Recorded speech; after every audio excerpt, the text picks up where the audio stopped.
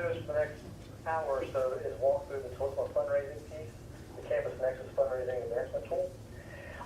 So what you see on the screen now is our web-based application for advancement and fundraising. Okay, so this is designed to fit on tablets, surfaces, laptops, anything like that, so it can be mobile. It goes with you. What you currently see on the screen now is what we call our homepage. And the concept here is to allow each user to be able to sign into the tool and have access to data points of any elements that are relevant to them. So based on the user, based on their role, based on what they want to see, they'll be able to plug in different data elements here that maximize their time and effort in the solution. So if I have someone at a very high level, a VP that wants to have access, we can build a page for them that's very basic. It's going to have a handful of reports that they typically want to see, that they're always asking for. We give that to them as a hyperlink. They'll be able to see graphs. They'll be able to see over here on the right where it says My Donors and Prospects. Those constituents or donors, prospects, they typically reach out to, and they're hyperlinked. So it's very easy for them to log in, see 4 or 5 elements that relate to what they do, make it hyperlinked, they can click on it easily and navigate, and then also control what they can do when they're in the system. So they can view things, but they can't necessarily go in and edit or delete things. Maybe they can add comments or things like that. Give very basic life. Okay? So, a few things about this screen, what we're seeing here. Over on the left, you'll see an area called comment reminders. You'll see major gift reminders. You'll see major gift step reminders. Nothing more than ticklers that you can build for yourself. So as you go out and meet a donor or a prospect or a walk, and we have a phone call, you get an email from them, whatever that is, you want to come back in the system and document that conversation. So that gives them a record as what we call a note or a comment or a call report. If you're looking at it from a major gift perspective. So you go in and you document that conversation. If that requires follow-up on your part or another user's part in the office, then we can take that comment, flip the switch, and on a certain date with a certain priority, that's going to show up on either my homepage or someone else I assign it to.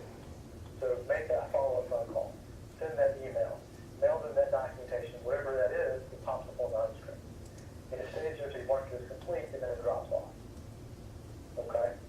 So we have that for, again, major gifts at the account level.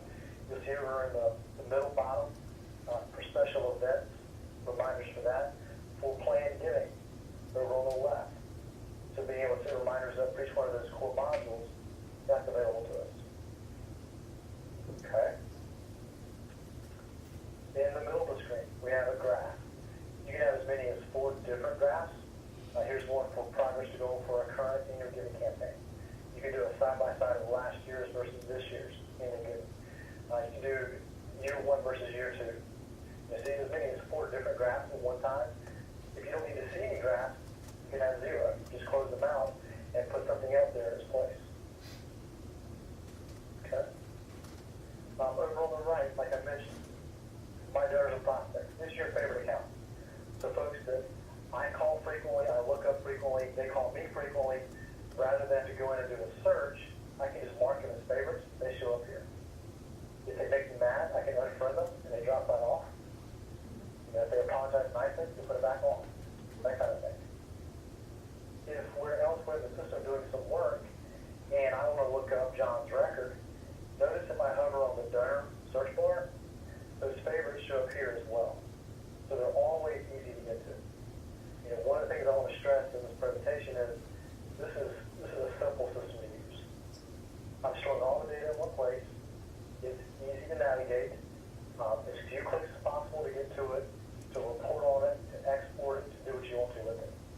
So that's kind of my theme here. Again, as many of those favorites as you want. Again, there's no limit to it.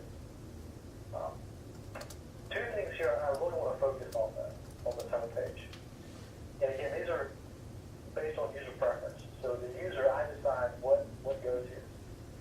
You'll see right in the middle of the page is an area I call My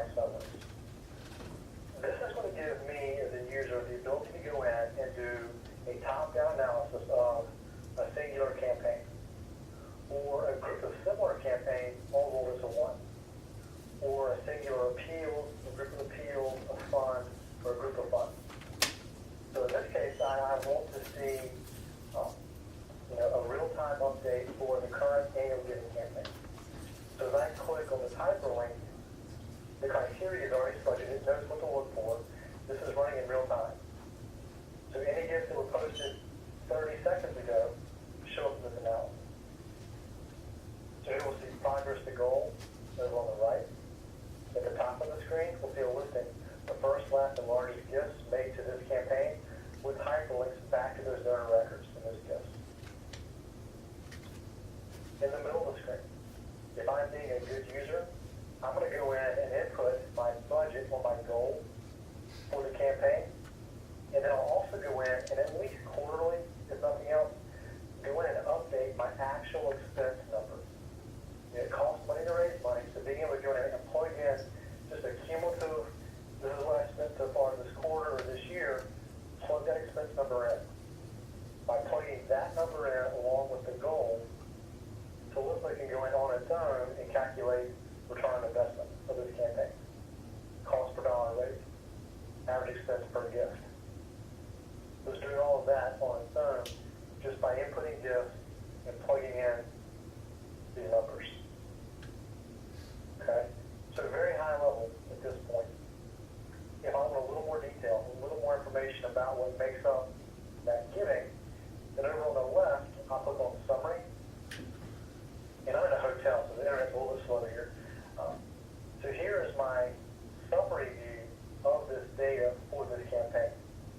And you'll see that in this case, it takes the same monies for the campaign and breaks it out by what we call motive in our system, or appeal, same thing.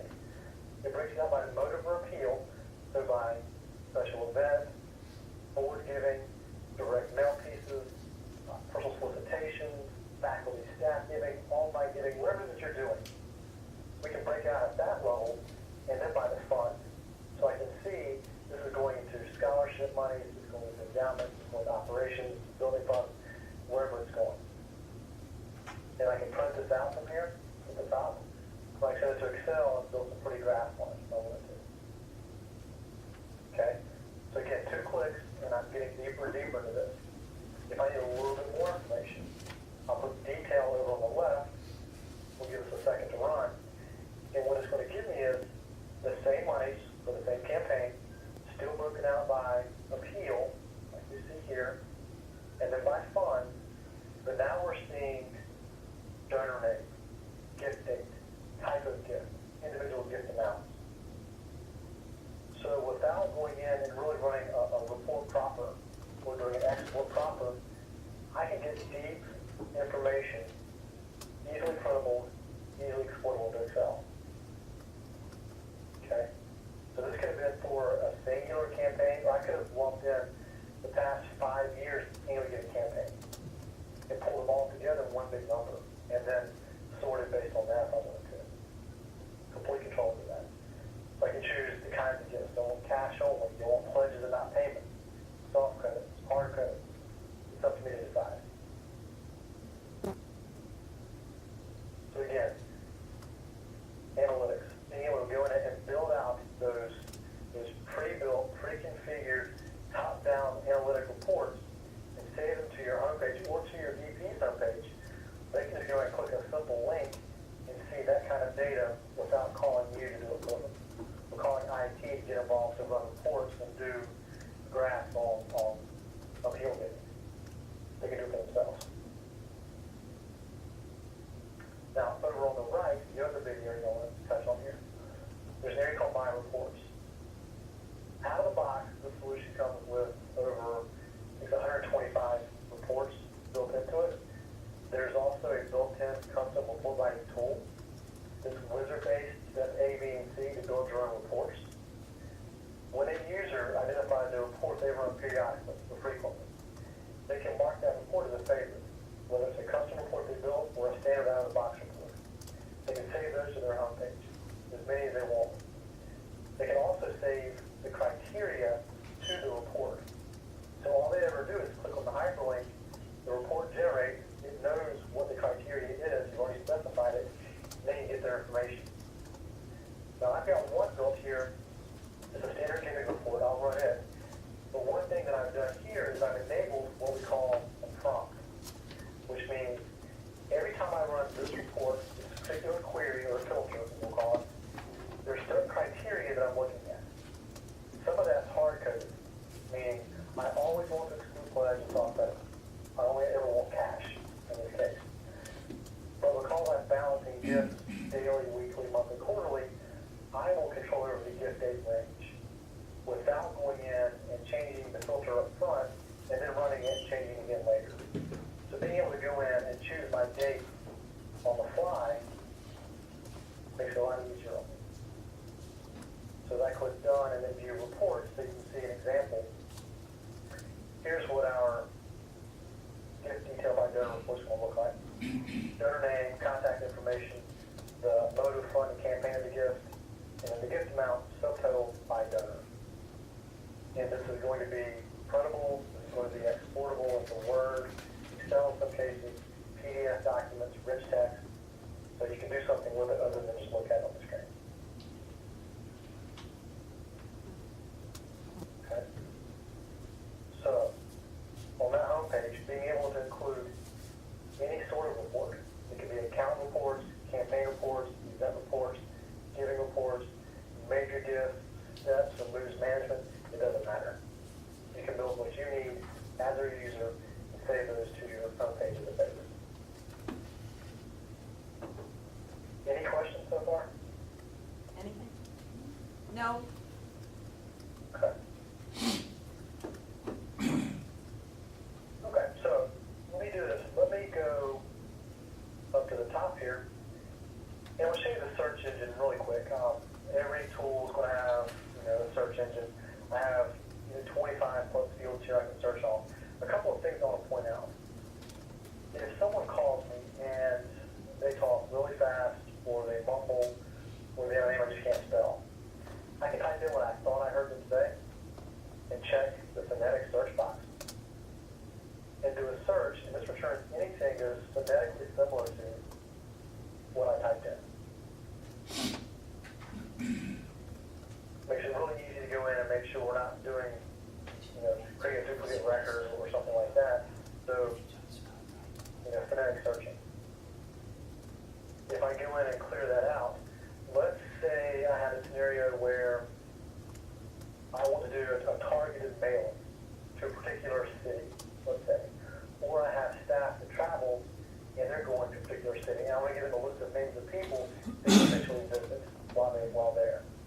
So I'm going to choose Atlanta because I happen to know the zip code there. So if I type in just the city of Atlanta, I get only the city of Atlanta, which is a bit constricted. If I do zip code ranges, it doesn't really work that well these days because there's so many new zip codes and the ranges are out of order. So what I can do is plug in a zip code in Atlanta and tell the system, give me anyone within 25 miles of that zip code. Do a search. It found 12 records that meet that criteria. Now, if I were doing a mailing to those folks, an event invitation, or I was giving this list to someone that's traveling, I can simply take this search page without running any reports, doing any queries, doing any exports, anything, do a simple search, choose the option to send this into Excel, and do an export directly from the search screen. So again, super quick and easy to get data out of the system. As few clicks as possible. Okay. If I go back in and do another search, just a couple more things here. I mentioned at the onset, I have 25 or so fields I can search on, but really, looking at the bottom left, there's an area called filter, which is our query list. Anytime you build a query to run for a report or do an export, that's also available to you in the search area. So now I can literally do a search based on any data element that I'm tracking on anyone's record in the database. I can compare that field in conjunction with any other field. So I can be as succinct as I want to be when doing a search. Example, I have a filter here built called Live Month. Give me those that gave last year but not this year. So I can go ahead and just choose that filter, do a search, it runs, and it finds 33 people that meet that criteria. that's an appeal right there. Drops into a text file, export it, merge it, you've just done an appeal out the door. Again, quick and easy, few clicks as possible. Okay. Questions? Doing good? Are there standard reports that are in there, or we have to build all of our own from scratch? Could you hear that, or do you need me to repeat it? If you can repeat that, that's the first part. Are there standard reports, or do they have to build them? Okay, clarification. Do you mean report or do you mean filter? Do you mean Reports. Reports. Yep, so if I go to analysis and reports, the first thing I'll see is my library or my favorite reports. So as I scroll past that, you'll see they're broken out by subject. So account reports versus giving versus campaign. Wherever you see an SR report, that's a standard report out of the box. CR means it's custom that I built. So we have addresses, campaigns, event reports of all flavors, all kinds of giving reports that you see here, some very high level, some very detailed. What you also have, it should have been green because we built it more recently, we built in the VSD report for you. So you simply go in and plug in a few credentials up front so it knows how to calculate the VSD what's facing it all. You press a button, it runs the report for you. Okay? Does that answer your question? Second. How many reports would you say are out of the box? I mean, that are already there? All of those that are listed? Yeah, all those that are labeled SR with the blue. The blue? Oh, I didn't see, okay, I'm in the back. There's 125, 126.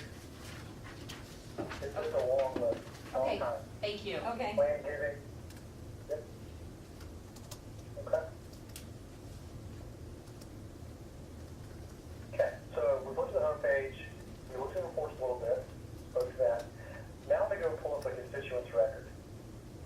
A constituent can be a donor, prospect, alum, corporation, foundation, media, it can be anything. It doesn't have to be only donors. Okay? So in this case, I'm looking at John Smith's record. One thing I want to mention up front, this is a demo database. I am a power user in this database. So everything is turned on for me. Okay? There are a lot of tabs that you see up here that in your environment that you build this product may not be turned on because you don't need it. Membership, for example, you may not want membership, that tab will show up for anybody. Okay? Volunteer may not show up, may not need that. At the user level, once you clean up the ones that you don't need as an organization, at the user level, based on who you are and what you do, if you're a volunteer that comes in and does data entry, we're going to hide the giving tab from you. We're going to hide major giving and plan giving from you. If you're a power user, you'll probably see everything. If you work in development, you'll probably see much everything. So I can control what tabs are visible and then what a user can do when they open a tab. View, add, edit, delete, I can control all of that. Okay? So one thing to point out here, notice that up at the top, it's got John Smith, it's kind of a major donor, and it's like a aquamarine color on the tile bar up here. So notice if I choose someone different, it changes color. And it changes code. So we can go in and set up what we call activity codes and assign color schemes to it. So that when I click on someone's record, based on that code, it visually pops up, there's something about this person I should be aware of. They're a capital campaign prospect, a major donor prospect. You know, whatever those codes are that you create, we can build out a color scheme for it. Just a quick FYI. So looking at John's record, the first thing we see is this tab called the summary page. Based on the user and what the user wants to see when they pull up a record initially, that user can control the look and feel of the page. They can control the headers that I'm highlighting, you can rename those, and then they can decide or pick which data elements are being displayed. They can kind of cherry pick through different tabs what's important to them and display that here so they're not clicking through 6 different tabs to figure out what does their giving history look like. what is their group code, which is their primary level of constituency. I want to see that up front without going and clicking in 5 places to find it. So all the given history, total amount, year to date, first, last, largest, gift date amount. I want to see all those up front. I include those here. And if John has a spouse down here, maybe that spouse is also in a lump, and she has her own record. I want a hyperlink or a toggle to her record, so I'm not doing a different search. Right? As few clicks as possible. So I can control the look and feel of this page, what's being displayed, the pictures are here, name and address on the left, mapping tool built in for direction, email is hyperlinked in this case. Now, as I go along the different tabs, what can I track? If I go to profile, this is your basic biographic information. If I click edit, I want to point out just a couple things here. Things like date of birth, for example, broken down into 3 different fields. So if you enter the date and the month, but not the year, that's okay. Type in what you know. We have a field here called group, which is your primary group, highest level constituency, a law, individual, corporation, foundation, organization, the highest level constituency that a record can have. But we all know there are lots of other constituencies involved. They interact with us different ways. That's why we have a different tab up here called groups, which are your secondary groups. So this would be your code list, as many as you want per person. John is current board. He's former board. He was a dean, faculty staff, friend of the library, parent of a student. He was on the swim team. He volunteers. You name it. You can create those secondary codes, track as many as you want, store them here, slice and dice, report, export on those subgroups all day long. Okay? This list is looking kind of on campus, if you will. If I look off campus, down in the community, we have what we call affiliations. He's in Rotary or Kiwanis, County School Board, Commissioner. You know, there's membership organizations, being able to track that because knowing those relationships are going to be important to us. You know, we want him to introduce us to others in that group. Who else is in there that we know of? That kind of thing. Okay, so affiliations and secondary groups, track your constituents. Attachments. Being able to bring in outside documentation and store it as part of the record. Quick story, I had a client up in Wisconsin. She was retiring after 26 years from the school. She decided to sit down with pencil and paper and write down everything about every person in the database for her successor. She got 2 pages into it and her elbow hurt. She couldn't do it. It's not feasible. So we were talking one day, noticed she had an iPhone. I said, well, why don't you take your iPhone, make voice notes about everybody. Upload those voice notes into the record and attach them here. Now your successor can go in and click a button and hear in your voice everything about that person. Okay? Easy way to use the system. So, you know, volunteer applications, funding agreements, scholarship documentation, whatever you want to track, you can append that to the record directly. So are those are specifically attached to that record? Correct. Can you do all that to attach it to a specific action as well? Depending on the area. So yeah, if I go into major gifts in a second, you'll see it has its own attachment area. Great. Property research has its own attachment area. Correct. Okay. Are they all audio, or will they do talk to text and show it written too? You can do that. It's just an app on the phone to turn that talk into text and then upload the text back. Okay. At the beginning, I mentioned the ticklers on the homepage, that they're born from comments that you upload. So here you see a listing of all the comments on John's record. If I go to view one, you'll see it's just basically documenting what we discussed, giving a keyword, something in particular relates to. But then if it requires follow-up, being able to go down to the auto remind section, tell it, yes, I want to be reminded, who's going to remind, when, and what priority. And it shows up on their homepage when you tell it to. I can also press this button, and this pushes it out into Outlook on my calendar as an appointment. So in case I don't open the system that day, my calendar still is aware of the activity. Okay.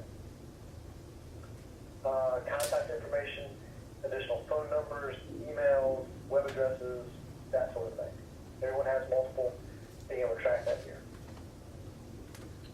Education tab. What most of our users do is twice a year, let's say, they'll bring over data from their SIS or their CRM of new graduates and plug those into the system.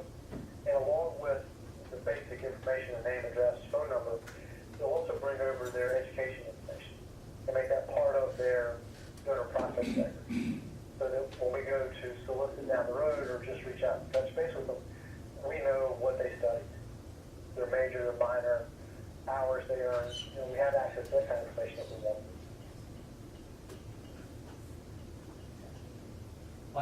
Why does that need to be specifically brought across? Why isn't that just part of information that's already in there?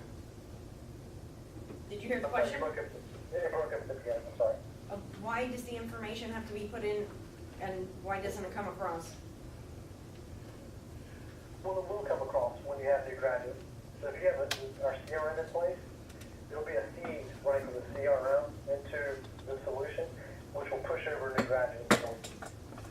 So you're not really entering it. Well, here's our question, I think, excuse me, what Danny's getting at, is our current system, we have access to everything. When we see current students, we do former parents, doesn't matter if they're a donor, we have access to everybody. I'm assuming that this solution is not accessing everybody that there is, and that's what we're used to. So how do we access everybody? And then a bigger question, how does it interact with all the changes and address updates that are made all over the system? And maybe we're getting ahead of ourselves on that, which we can talk about later, but I think that's an overarching question we all have. Okay, yeah, so I can tackle that here quickly. So, in a common scenario, and your mileage may vary, in a common scenario, we have records that reside in SIS, student of record. We have CRM in the middle. We have fundraising at the tail end, okay, in a very simple scenario. That CRM sits on top of the SIS and fundraising piece, okay? So data from both SIS and fundraising are being fed into CRM for communications purposes, okay? So in a simple scenario, we can have data coming from the SIS for all new graduates. Flows into CRM because we use that for automated communications, reaching out to them, for the alumni side. From there, that information, that new graduate will then flow into the fundraising piece via integration. So those new graduates show up as prospects in this database. So from here, no, I'm not going to see every student. I don't think you want to see every student from the solution. You want to see that from the SIS side, maybe from the CRM side, if you're in admissions and you want to look at stuff. But from this perspective, generally speaking, is prospects out in the community that didn't attend the school, prospects that are new, recent graduates that are being brought over via an integration, or donors and prospects we've had in the previous database that will bring over as part of the conversion. Is there more that you're expecting to see from this solution? If I understood correctly, they're used to seeing everything right now. Okay. Is that correct? So they can see the students now. Okay. Are you seeing them in the student system, or are you seeing in the? Not in the student system, in this ERP system, in Gensbar, not in Salesforce and all that. Okay. Yeah. I mean, we see everybody, whether they're a prospect or not, for fundraising, and that's what we're used to. So will we be working with two different systems? Right. No, you're correct. So any prospective fundraising constituent would reside here. Any donor would reside here. But like we can see all student records, so like I go in and I look at where your students live on campus and Okay. who's in which major. No, and, not from here. Right. So, What I was saying about the student piece was when they graduate.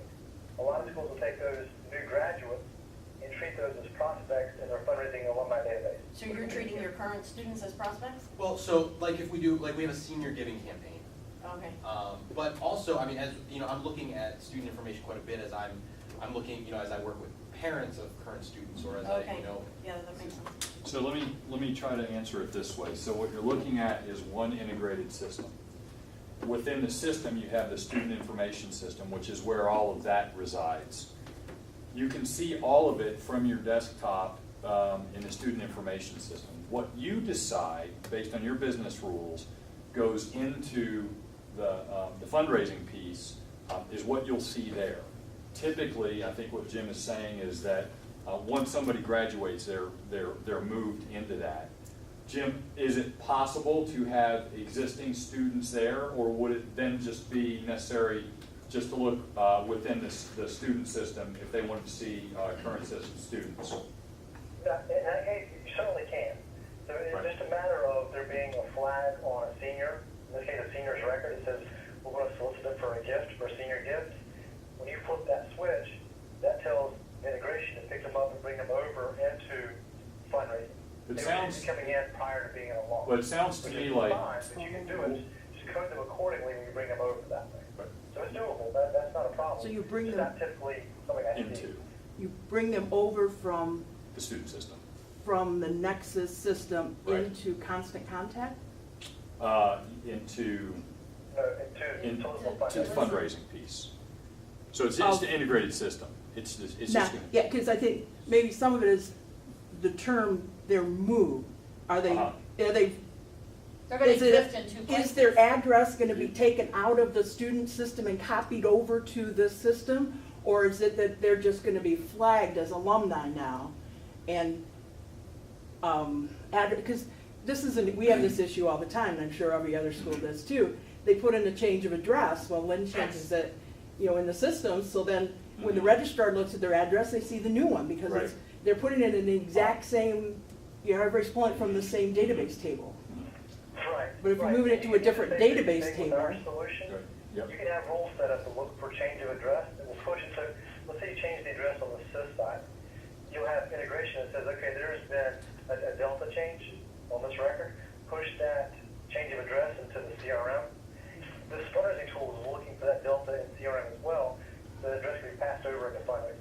Let me ask you- Theoretically, you change it in one place, and it should Yeah. be an integration go to the other solution. So once the integration is written as such, whatever changes are made to that record, so somebody gets married or changes name for whatever reason, Yeah.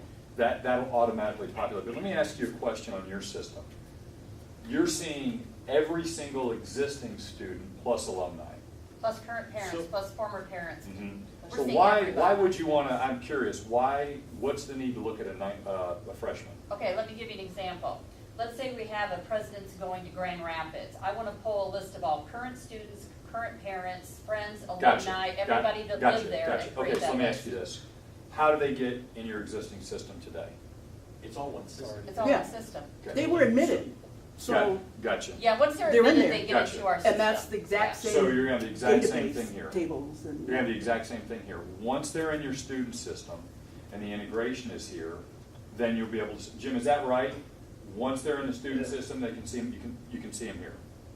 What if they start out in this system and then they become a student? What if they start out in this system and then become a student? Well, if they start off in this system and then they register and become a student, you're gonna have that student record that by rule of integration is just gonna marry up with it over here, as we were just mentioning. Okay. So are we logging into just into Talisma, or do we look through another student system? Like, So I'm a little confused. Yeah, let me set the stage here. Yeah. Forget the word Talisma fundraising for a minute. So you got Campus Nexus. It's essentially one integrated system. So, like most software companies, we had a choice, do we want to build a CRM? So we bought this product called Talisma CRM. Now we've changed the name and it's called Campus Nexus CRM, but sometimes people still know it as Talisma. And so, but now that is part of the Campus Nexus CRM with student, HR, finance, payroll. It's part of it. When we integrate this system, you'll have the same thing. Just kind of forget the name for a minute, right? You may want to look in the student system for something else, but since your job sounds like strictly fundraising, I think where we're stumbling a little bit is, I don't know that we've ever seen a school that looks at freshmen for fundraising. So that's a kind of a unique thing. And so I just think it was taking a second to get our head wrapped around it. Access to But- that record. Yeah, Yeah, or even, I mean, you know, if I'm writing a letter for the president and I'm trying to get student stories and looking up, okay, who is a biology major? right. No, your reasons make sense. I was trying to understand, that's why I asked the question, but totally legitimate reasons. I was just trying to understand. So what you have now is an integrated system, I think, with Genzibar maybe? Is it Genzibar? Right. So you just have this one integrated system. And when you log in, you're seeing what you need to see, right? So Jim, I just want to make sure I'm on the right path here. Once the student's in the student information system, when the integration is complete, they should be able to see it in the fundraising piece as well, right? Yeah, if you set it up to pass, If you send it up to those pass, students over, Right. yeah, they'll, you they just will let show us up. sing it. Now, Yeah. let me try this. I'm gonna try not to muddy the water any worse than muddy. Yeah, as we always like to say, is that clear as mud? Is that So something let we'll me- see let me more try. about in the technology talk tomorrow? So Yes. we've got, Yes. we have fundraising aspects, right? We have CRM that sits in the middle, okay? It's going to receive data from both solutions. Again, mostly for automation, workflow purposes, business rules, okay? Let me do this. This is our CRM, CampusX CRM, okay? It's kind of that bridge that sits in the middle. Okay? Going it properly. I can give a user on the fundraising side access to the CRM, okay? That's going to give you a different look, a more holistic look at everything, because by default, CRM is plugging into everything automatically, okay? What you'll see is, and this is running really slow here, I could actually, well, it's not loading, I could go in and have access to a CRM workspace that may be more aligned with what you're looking for, specifically if you're looking at existing students. I want to reach out to this crop of freshmen in this program and speak to their parents, okay? I can do that from the CRM, but at the same time have a CRM workspace that has the look and feel of fundraising. So this tab I showed you a minute ago that we looked at, these are the same tabs in the CRM. So I just rebuilt it here. So all the groups, I can see giving history, major gifts. So I can build a view in CRM of fundraising. And from this view in CRM, I can still go in and see things tied to education information, such as store assists. So academic history. I can see what he's currently studying, what he has studied, what his GPA is. So for you, whoever asked the initial question, I want to see freshmen and all this data. Maybe your world is more centered on the CRM, which gives you insight into both very easily. Whereas someone that doesn't want to see all that, they just do gift entry, for example, maybe they just focus and spend their time in the fundraising thing. I hope I didn't just completely blow it out of the water, but Hey, Jim, let me, I'm just doing a visual on the board. So kind of one way to look at a CRM is that, so you have all these different systems within, I'm gonna call them silos. Nobody likes to be in silos anymore. But you have your student advancement. Verticals, that's the new buzzword. Yeah, there is your vertical, exactly. So you have financial aid, HR finance, you probably have parking, housing, all this other stuff. So all of these things bubble up into the CRM. So that's your constituent relationship management tool. And so what the CRM does is it allows information to be passed back and forth between all of these systems so that you can generate sort of reports or find the specific information that you're looking for. You may in fact want to live in this world, strictly, because the information will be there, but you may want to come into the CRM and write and generate additional reports that maybe you don't have the capabilities to do today. But one way to kind of think about the way that these systems work together is that each of these pieces is integrated one with the other, but then they all, because you need, financial aid obviously needs to be tied to the student system, right? And then for your very unique purposes, the student system really needs to be tied to advancement, right? Because we want to know who those freshmen are, and by golly, we would like to know who their parents were, and if they got cousins here, and, you know, if they've given before. And so you may even have to have advancement tied back into financial aid, right? Because, or not financial aid, but finance, right? Because where does the money go? Got to come into maybe the general ledger. I don't know how y'all do it here. So they're all talking to each other, and then there's an additional layer of a CRM where everything bubbles up into. So we had the parking, the police safety folks in here. They wanted to be able to say, well, when I look at a license, there was a thing with a student with a gun, and he didn't know who he was, right? He wanted to be able to look at that license plate. Well, the system that he has can't necessarily look at that license plate, but guess what? If that license plate information is in any other system, he can pull it from the CRM. So when he goes into the screen and looks at it, I think we used that example the other day when we were doing discovery with him. So he would be able to just scan the license plate or look at the license plate. So what he didn't necessarily have in his public safety piece could reside in one of these, therefore it would be in here. So I don't know if that makes any sense. It's just kind of a sort of another way to look at it. But you'll be able to be in one screen as soon as the rules are written to move all of this back into this. So it's just a matter of when we integrate it, we just want to know what you want to see, and then we'll move that data to where it needs to be. Hope that helps. But thanks, Jim. Okay, you there? I'm here.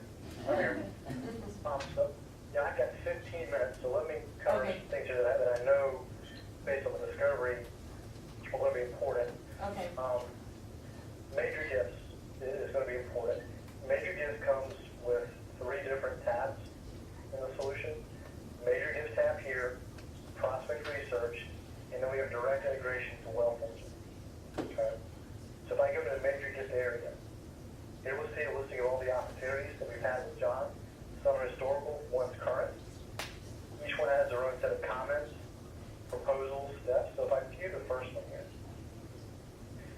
here we'll see the profile information, what the giving interests are, who's managing the relationship, both at a primary and a secondary step manager level. We can track that here. Then we have attachments. Going back to a question earlier, at the major gift opportunity level, we can attach attachments or documents into that particular opportunity. So now it's stored in one very detailed place. It only resides there. And we have security built in so that not just anyone can click on major gifts and see this PDF file. It's secure. This module has its own set of comments. Again, more secure information, more personal information. We're going to lock down who can see it, who can view it, who can make changes to it.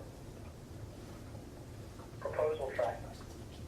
Being able to go in, I click edit here. We can track major gifts, lead gifts, sponsorships, grants can be tracked here. And then all the different data elements that go into it. What's the status of the grant? What's the purpose behind it? Who's managing the relationship? What's the rating date? What campaign are we tying to for reporting purposes?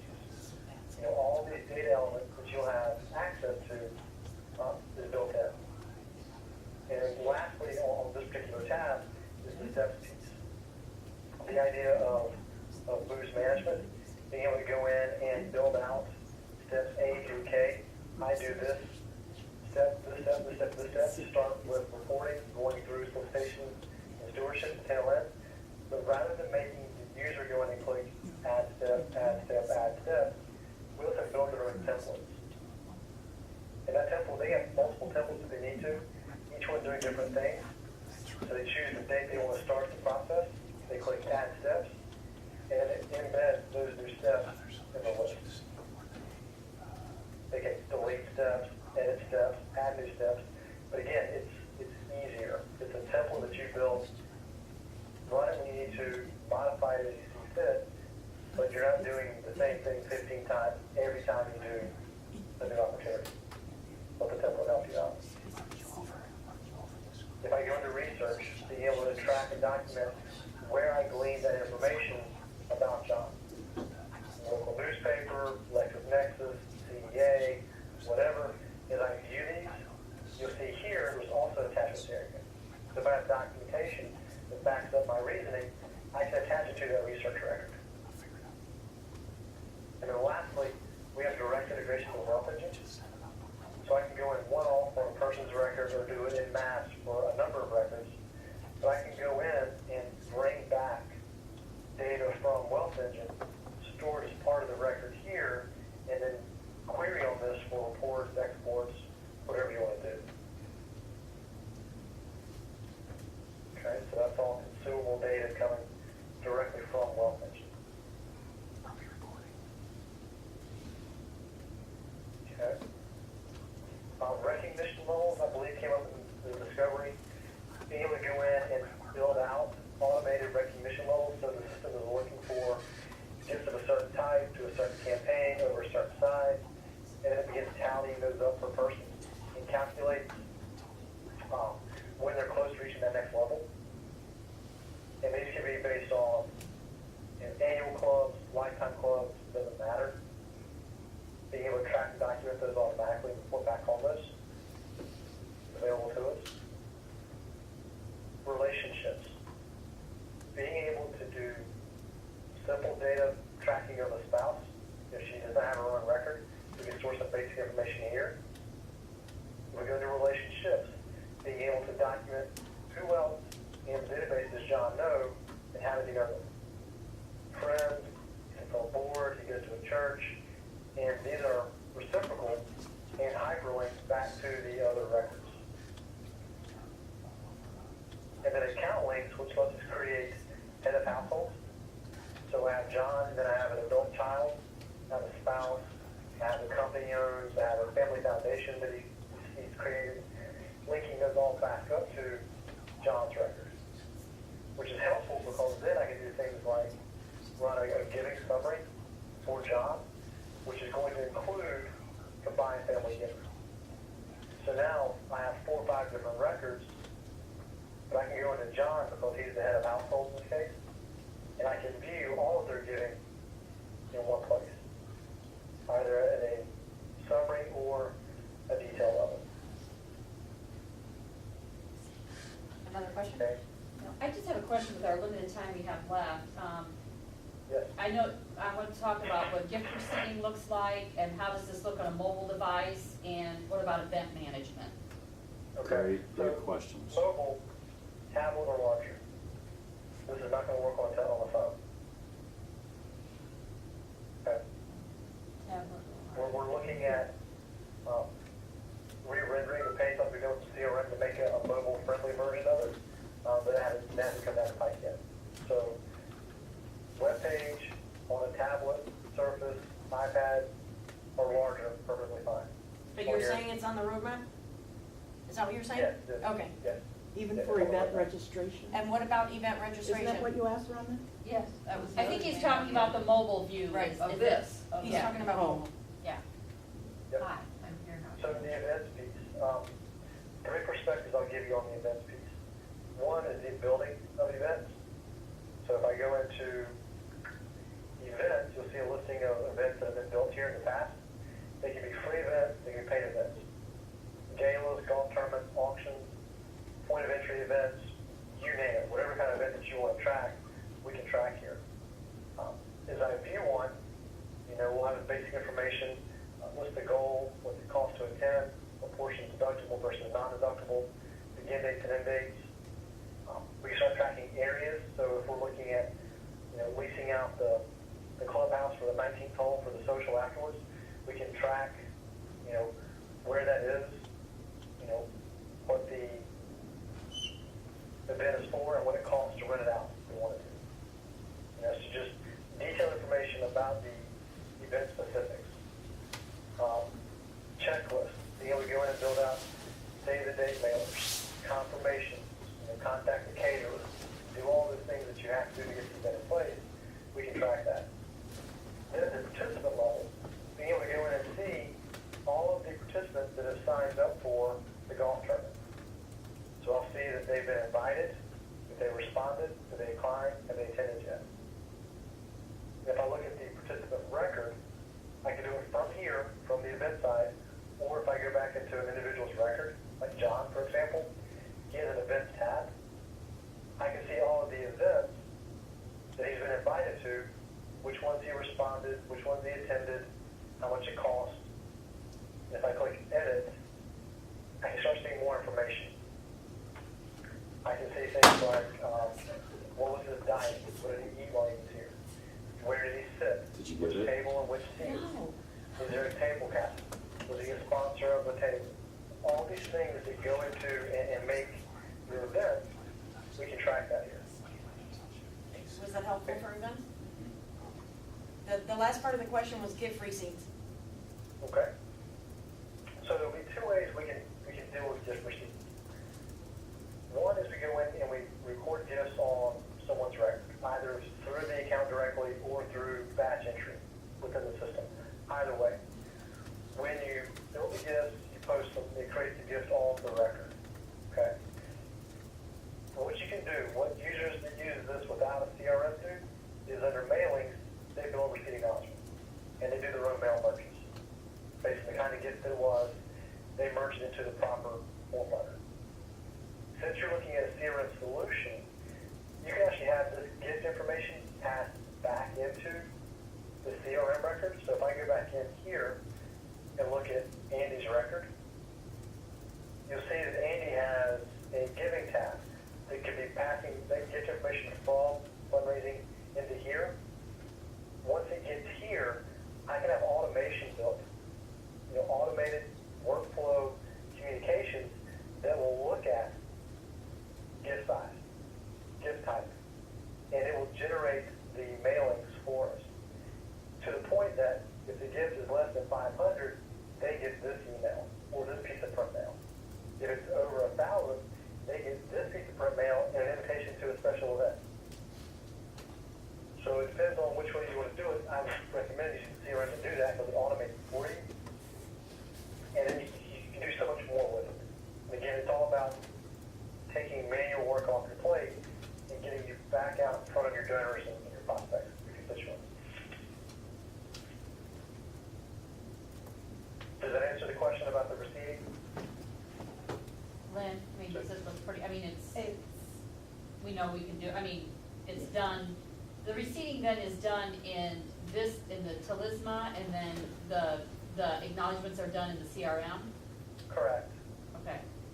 And so the gift entry will be done in Tools fundraising. And then that data can pass over to CRM to manage all the automation, all the workflow for communication. Okay, That's the easiest way to do it. thank you. Okay. I have so much to tell you guys about this, and I have 3 minutes left. I know. Let me throw this one piece out. Oh, yes. Matt, yes. Is there the capability of doing any communication straight from this, or are we working with third-party companies to do either, like, I'm thinking about Phonathon, and also like email, mass email campaigns? Right, so I would take all of that and do it through the CRM. That's exactly what it's for. Okay. Is to do that mass emailing. Yep. If you notice on the screen here, the CRM also has a built-in phone screen, the phone component. So we can do the phonathon to include giving our callers scripts that they can follow on screen. So that, I would use CRM for all of that, without a doubt. Hey, Matt, Yeah. I was wondering, or I wanted to say that, based on your role, you can have permissions for access to any systems that, I was just thinking about, your role, and maybe you're not used to getting into another system, but you would have permissions, obviously, security permissions based on your role to get in and see the other data if you needed We're to. just finishing up the other So one. I didn't know if that. No, yeah. Yeah, all right, cool, thanks. Great. Rhonda, don't kill that fly next time, I'm gonna show you how to hypnotize it. I Seriously. don't know, but that thing has been here all day. It's been here We since have had that fly opening. in him all day, nobody can kill Well, it. if he lands, call me, I'm gonna show you a trick on All it. right. Hear that fly? Fly is driving the room crazy. I can imagine. Are there any other questions that I can answer? I mean, this was really fast, and there's a lot we could have talked about that we did. And I'm sure you could do another one if needed, right? Oh, yeah. Absolutely. Yeah. Yeah. Yeah, my pleasure. Thank you. you, everybody. We appreciate